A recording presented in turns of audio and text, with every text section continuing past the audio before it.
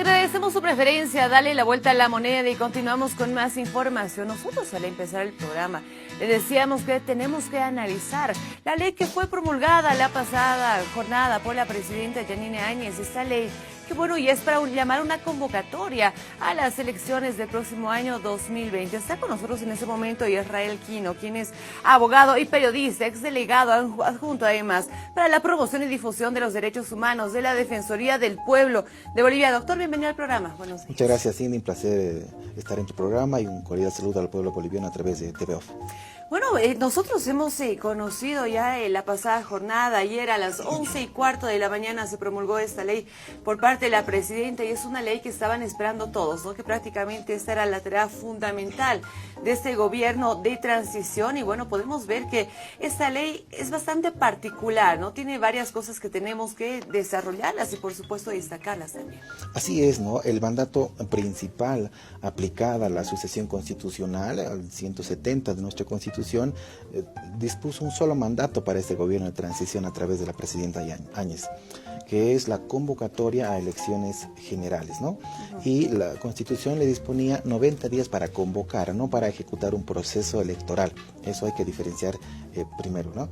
Entonces, se posibilitó, los acuerdos políticos se han congregado.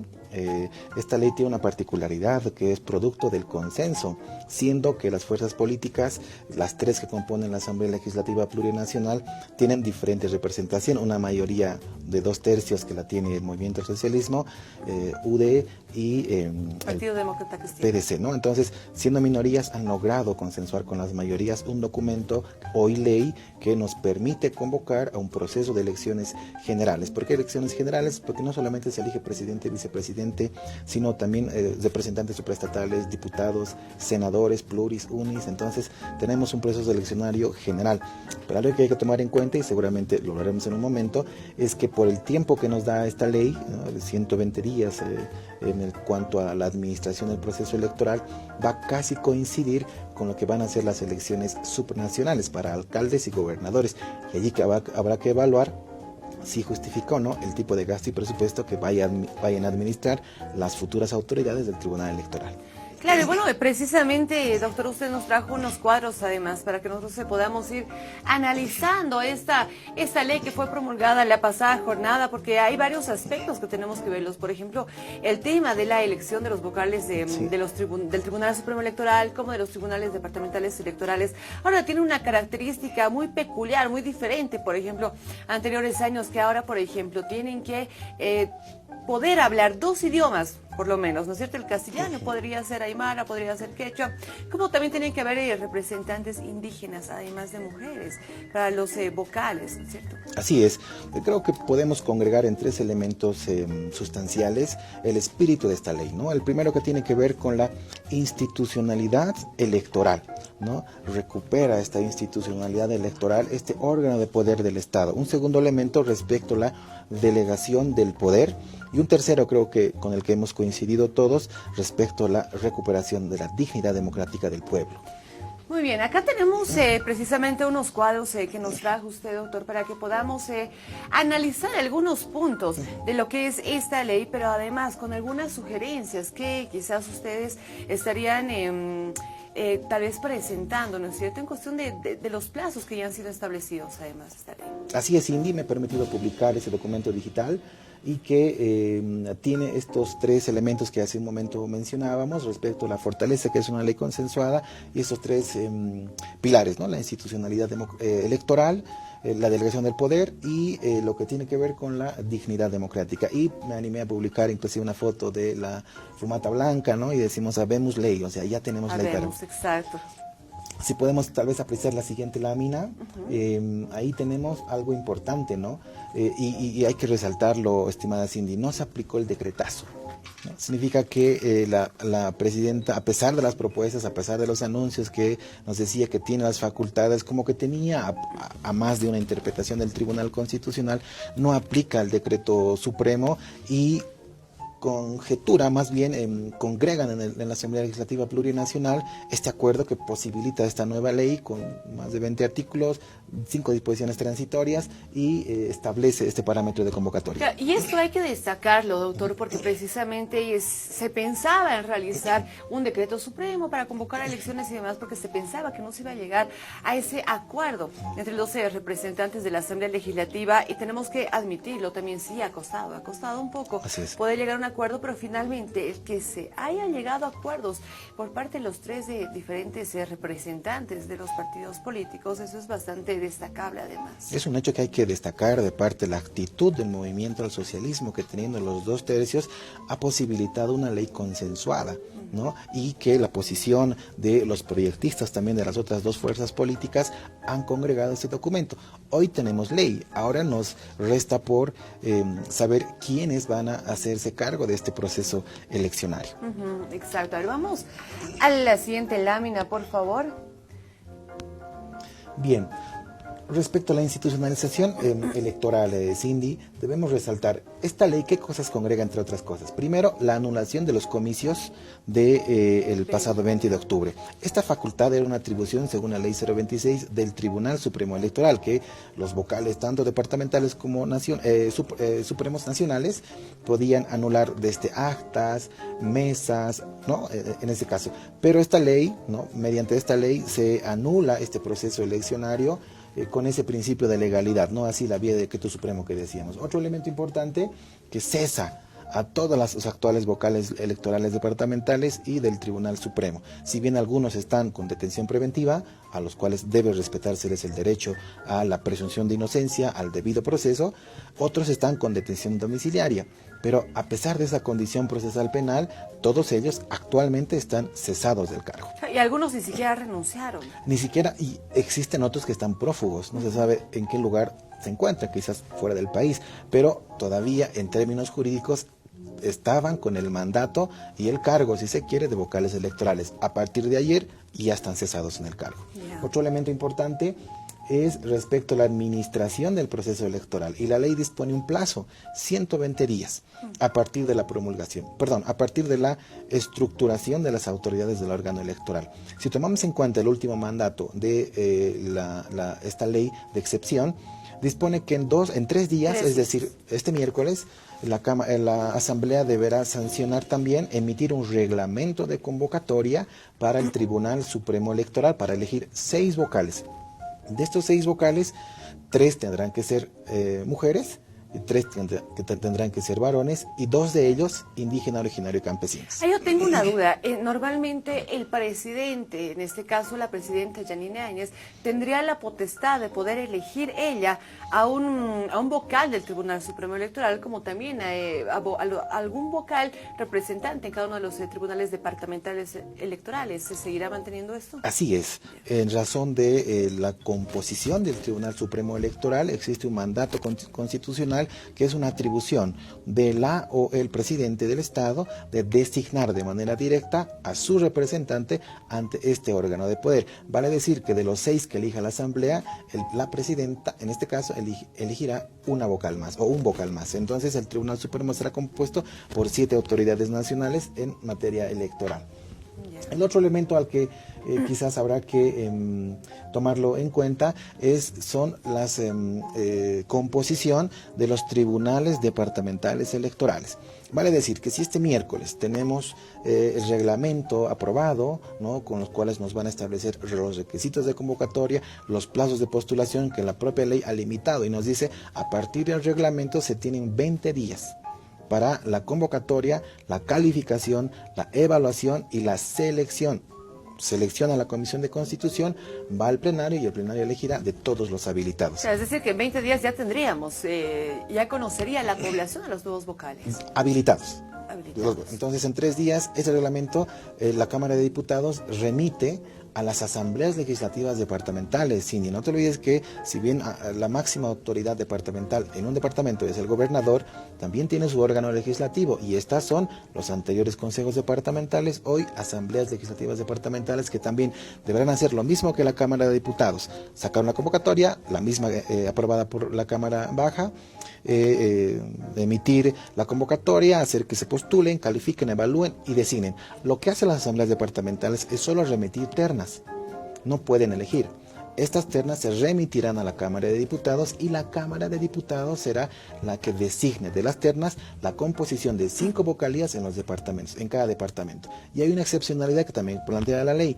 En el caso que las asambleas departamentales no logren consensuar las ternas, el Tribunal Supremo Electoral, los vocales del Tribunal Supremo Electoral administran la jurisdicción y competencia del Tribunal Departamental Electoral en el departamento que no hayan consensuado las vocalías.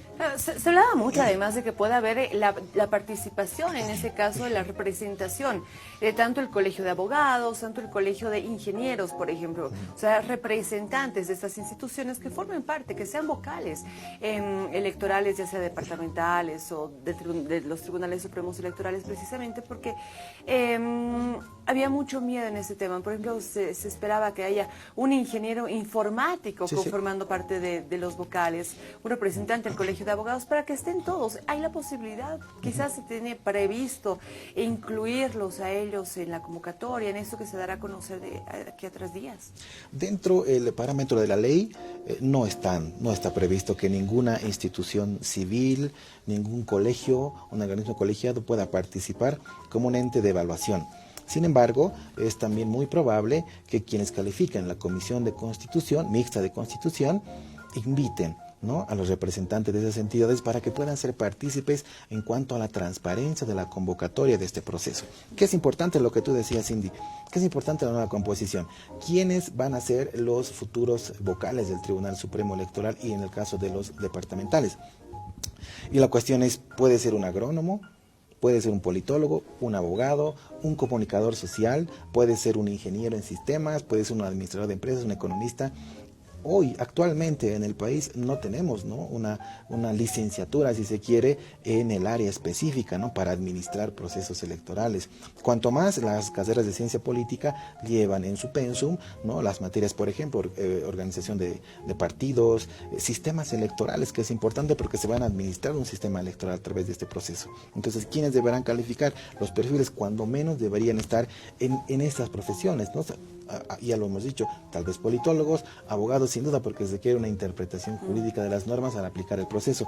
Indudablemente alguien de la especialidad de informática, ¿no?, porque recordemos, la principal observación de la OEA radicó en la forma de administrar el software y el protocolo en los cuales se generaron los conteos rápido y la administración de cómputos. Entonces necesitamos profesionales con esos perfiles. ¿Con qué no estoy de acuerdo, Cindy? Anteriormente, hasta la anterior semana, se escuchaba que si no hay una ley, que si hay decretazo, debería convocarse a notables, ¿no? Y decir que se convoque a notables es como asumir que el resto de los profesionales del país no están intelectualmente aptos, ¿no? Entonces, la convocatoria debe ser abierta, sin ningún tipo de discriminación, y la posibilidad de que todos los profesionales que así consideren puedan postularse. Bueno, un poquito ya para ir cerrando este tema de la convocatoria a los vocales. Ahora hay un nuevo requisito, y lo decíamos hace un momento, el hecho de que tengan que saber otro idioma, ¿no es cierto? Quechua o aymara. Esto podría limitar un poco también la participación de las personas. Sin embargo, dejaron como una puertita medio abierta en ese sentido. Así es. En realidad, cualquier servidor público del país, ya sea a nivel municipal, departamental o nacional, tiene que cumplir el requisito del 234.7 de la Constitución, y que dice que para ser servidor público debe hablar cuando menos 2 idiomas, ¿no? ¿Qué previsión ha tomado esta ley, ¿no? Que se van a aplicar, este requisito se aplicará hasta 2 meses emitida la presente normativa. O sea, que aún tienen un tiempo, digamos, sí, ¿no?, para poder capacitarse, tal vez optimizar los conocimientos, o puede haber, ¿no?, postulantes vocales que sepan dominar un idioma, el quechua, por ejemplo, pero no tengan el certificado. ¿no? Que es requisito formal. Vean la formalidad un poquito cómo nos genera un poco de burocracia, ¿no? Pero se ha tomado la previsión de los 2 idiomas para calificar en el caso de los postulantes. Claro, bueno, vamos a continuar revisando, por favor, la siguiente lámina. Prácticamente hablamos sobre las diferentes organizaciones políticas que también podrían participar, que eso era algo, prácticamente ese ha sido el punto en el que no se podía avanzar, ¿no es cierto? Pero finalmente se logró. Y era el tema de que si podían participar los candidatos Evo Morales, Álvaro García Linera. Finalmente se dijo que no. Y bueno, y se habla también del tema de las diferentes organizaciones políticas. Así es. ¿Qué ha permitido esta ley? Que todas las organizaciones políticas que a la fecha de la promulgación de la ley están habilitadas, es decir, que tienen personería jurídica vigente, pueden participar en estas elecciones generales. Vale decir que las últimas que no participaron, por ejemplo, ADN, Unidad Nacional, Comunidad Nacional, están habilitadas plenamente para participar en este proceso eleccionario. Pero además, quienes hayan participado en las últimas elecciones tienen la puerta libre para confirmar los mismos binomios o cambiarlos, o tal vez fusionarlos, porque también hay una posibilidad de alianza que permite la ley. A partir de esto, lo que se requerirá entonces es que esa interpretación que haga el Tribunal Supremo Electoral para habilitar un periodo del calendario electoral. Y es justamente lo que ahora quisiera verlo, estimada Cindy, respecto al calendario electoral. El tema que tú mencionabas, la imposibilidad de la reelección. El artículo 19.2 de esta nueva ley habla sobre la imposibilidad de reelección y dice que cualquier ciudadano que ha participado en 2 anteriores elecciones está inhabilitado para poder postular en esta convocatoria. Claro. Y ahí surge una duda, sobre todo de la población. Se hablaba mucho sobre el tema de que el movimiento al socialismo podría haber perdido la personería jurídica por el tema de, el fraude electoral, ¿no es cierto? Que fue prácticamente el partido, los representantes de este partido, quienes participaron e incitaron a que esto ocurra. Entonces, no pierde la personería jurídica el movimiento al socialismo. Sabemos que, sí participaría y dijeron que iban a buscar nuevos candidatos, ¿no es cierto? Ahí la población tiene un poco de dudas, y lo sé porque los diferentes grupos a los que pertenezco de WhatsApp dicen, pero ¿por qué va a participar? ¿No que debería perder la personería jurídica? ¿Pierde o no pierde? ¿Cómo es eso? No pierde la personería jurídica porque se necesitaría todo un procedimiento interno, todo un proceso que ejecute la autoridad, el órgano electoral, para determinar, por ejemplo, si no lograron el 3% nacional, ¿no?, de votación, pierden la personería. Igual se necesita un procedimiento para ejecutar aquello. En el caso del MAS no es así, porque si es que en este momento el proceso de investigación está en curso, no hay responsables, ¿no?, directos, ahorita no hay sentenciados por estos presuntos delitos electorales ni delitos ordinarios, según lo que la Fiscalía en este momento está investigando. Entonces, no hay responsabilidad directa. Si estuviera involucrado un delegado de un partido político, involucrado involucrando la responsabilidad de su organización política, es probable que la sanción llegue a aquello. Pero en este caso no. Y sería inclusive, Cindy, inconstitucional, atentatoria a los derechos políticos de determinada organización política, si se quiere el MAS, a los militantes, dirigentes, delegados, simpatizantes de esa organización política, dejarlos sin partido. O al revés, ¿no? O en este momento imaginemos un partido político que no logró el 3%, un partido histórico, el MNR, no logró el 3%, debería perder su personería jurídica, pero esta ley los está salvando, ¿no? Claro, se está empezando desde cero. Exacto, ¿no? Entonces, no se puede afectar a un derecho civil y político como es el derecho político de elegir y ser elegido, ¿no? Por ello es que no puede perder la personería jurídica el MAS. Muy bien, vamos avanzando, por favor. Había planteado este tema del gobierno de los jueces, justamente, Cindy, porque se ha instrumentalizado, ¿no?, con sentencias constitucionales al Tribunal Constitucional para habilitar, para interpretar de una manera hasta equivocada, ¿no?, lo que corresponde o no a un derecho humano. Y ahí tenemos, por ejemplo, la sentencia constitucional más polémica, 084-2017, declaraciones constitucionales en las cuales se interpretaba la Constitución, producto de ello inclusive lo que habilitó el año 2016 el referéndum del 21F, ¿no?, y una reciente del año 2019 que dijo el Tribunal Constitucional que los servidores públicos de cargos electos no deberían renunciar para postular a unas elecciones. Mire esa incongruencia, ¿no? Entonces, con esta ley se establece un principio de legalidad y lo que tiene que hacer el Tribunal Constitucional, más allá de la responsabilidad, eso es otro elemento, es modular estas sentencias constitucionales y evitar que se interprete en ese alcance. Pero ¿qué más hay que interpretar de esta ley? Dos cosas. Los legisladores, diputados o senadores que hayan estado 2 periodos consecutivos tampoco van a poder postular. También alcanza a los alcaldes y gobernadores que hayan estado, asambleas departamentales y concejales que hayan tenido esos 2 periodos, no van a poder postular a este proceso de elecciones generales. Y prácticamente, bueno, también las personas, ¿no? En cómo van entendiendo esta ley, la interpretación que se le da es que prácticamente se estaría defendiendo, además, el referéndum del 21 de febrero. Es ¿no? así. ¿No es cierto? O sea, lo que la gente dijo, le están plasmando en esta ley para que realmente se cumpla. Ahí es lo que yo planteaba como el elemento de la dignidad democrática, el respeto al voto popular, ¿no? Si bien el Tribunal Constitucional puede emitir una sentencia que es vinculante, el órgano legislativo puede emitir una ley que es para todos, formal y jurídicamente es vigente, es legal lo que ha ocurrido, pero la cuestión es legítimo y ha sido el pueblo que en las urnas ha respondido, ¿no? Vamos a lo del calendario, estimada Cindy, sí, en cuanto a las estimaciones.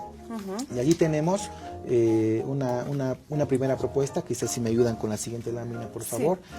Tenemos que con este pasado domingo tenemos la vigencia de la ley, ahí está. 24 de noviembre tenemos en vigencia la ley. Se promulga la ley, se modifican la 026, se modifica la 018, la 1096 de organizaciones políticas y además hay un parámetro jurídico que habla de la no aplicación de las elecciones primarias, ¿no? Que es de la 1096. Vamos a los plazos, 3 días para el reglamento, hablamos del 27 de noviembre. 20 días después del 27 de noviembre, hablamos del 17 de diciembre, ya deberíamos tener todos los postulantes calificados y habilitados en los departamentos y en la Asamblea Legislativa Plurinacional. 1 o 2 días para designar vocales electorales en los 9 departamentos y en el Tribunal Supremo Electoral. Hasta eso tenemos 19 de diciembre. Vale decir, Cindy, que hasta el 19 de diciembre recién tendremos autoridades electorales. A partir de allí, recién se convocará mediante un calendario electoral al proceso eleccionario. 120 días a partir del 19 de diciembre, 19 de enero, 19 de febrero, 19 de marzo. Recién tenemos ahí, 19 de abril, recién tenemos los 120 días que dispone la ley para este proceso eleccionario. ¿Qué pasa con el tema de, en este momento supuestamente el nuevo gobierno tiene 90 días de gestión, pero se va a tener que alargar por el tema de las elecciones? Así es, decíamos en la interpretación del 170, el momento que aplican la sucesión constitucional, la Constitución le manda a la presidenta actual, en ese momento segunda vicepresidenta del Senado, a convocar a elecciones. 90 días para convocar, no le dicen 90 días hasta que acaben las elecciones ni se ejecute el proceso de administración electoral. Vale decir que la presidenta tenía hasta el día 89, si se quiere, para esta ley. Y a partir de ahí recién contamos los siguientes plazos. Es decir, que después del 22 de enero, que se cumple el mandato constitucional, la actual presidenta seguirá en funciones. Bien, muy bien. Continuamos revisando las fechas. Después de la resolución del Tribunal Supremo Electoral, que estamos estimando para el 21 de diciembre, viene ya lo que va a ser la administración del proceso electoral en sí. ¿Qué contempla el calendario electoral, estimada Cindy? Primero, deberá haber el elemento de fiscalización a las organizaciones políticas. ¿Quiénes participan, quiénes no participan? ¿Quiénes cumplieron los requisitos o quiénes no? Un segundo elemento va a estar en función de la geografía electoral. Una de las observaciones de la OEA en su documento, que todavía no se ha hecho público en relación del documento final, sí el preliminar, observó la votación de Argentina, ¿no? Entonces, la geografía electoral nos permite determinar aquello, el voto en el exterior, asientos electorales por los cuales se van a votar en el país, y otra previsión que hace la ley, que de las circunscripciones actualmente que tenemos no se mueven, sobre ellas se realiza el sistema de votación. Un tercer elemento, 7 días para habilitar el nuevo padrón. No te olvides que hasta el momento que se realicen las elecciones generales, van a haber jóvenes de 17 que cumplen. Que van a cumplir 18, van a querer votar. Claro. Y no se les puede restringir ese derecho, pero la ley dice 7 días, ¿no? A partir de ello tendrá que el elemento cuarto incidirse en un proceso de propaganda y fortalecimiento democrático, lo que hacía generalmente el sistema de fortalecimiento democrático del OEP, que es el CIFDE, ¿no? Para decir cómo se va a desarrollar este proceso. Luego vendrá la habilitación, registro y habilitación de candidaturas. Ahí veremos qué binomios están habilitados, con qué tipo de alianzas y con qué perspectivas a las elecciones generales.